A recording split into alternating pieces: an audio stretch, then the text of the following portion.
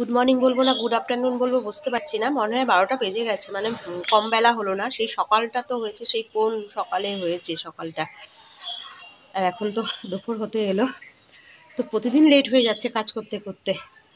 আহ, এত বড় বেলা তাও লেট হয়ে যাচ্ছে।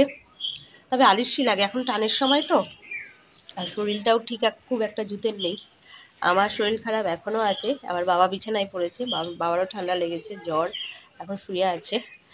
আহ, আর ভালো লাগছে না। চাটা খাচ্ছি, চাটা খুব একটা খাওয়ার ইচ্ছা ছিল না, কিন্তু যা অবস্থা আমার তাতে চাটা খাওয়া খুব এখন দরকার।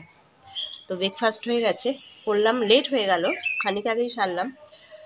আজকে আবার বুধবার, ঠাকুরের আসনে সমস্ত কাপড় চোপড়গুলো চেঞ্জ করলাম, ঘর ঠাকুরের ঘট ফটগুলো সব মেচে টেচে রাখলাম। বুধবার হলে আমার অনেক কাজ থাকে ঠাকুরের ব্যাপারগুলো নিয়ে, সব কিছু নিয়ে অনেক কাজ থাকে। মনে হচ্ছে কি একটু যদি শুতে পারতাম, কিন্তু শোবো না, শুলে আমার কাজ হবে না। প্রতিদিন ভাবি সেলাই করবো, হয় না। এখন আমি করবই, যে যতই কাজ আসুক না কেন আমি আর করব না কোনো কাজ, আমি আমার সেলাইটা করব। চাটা খেয়ে নিই, মোটামুটি সব কাজ হয়ে গেছে, এবার সেলাই করতে বসি। একটা ফর্ম আছে, ওটা ফিল আপ করবো, তারপরে ওটা বেশিক্ষণ টাইম লাগবে না, তারপরে আমি আমার কাজ করব। চাটা ঠান্ডা হয়ে যাচ্ছে।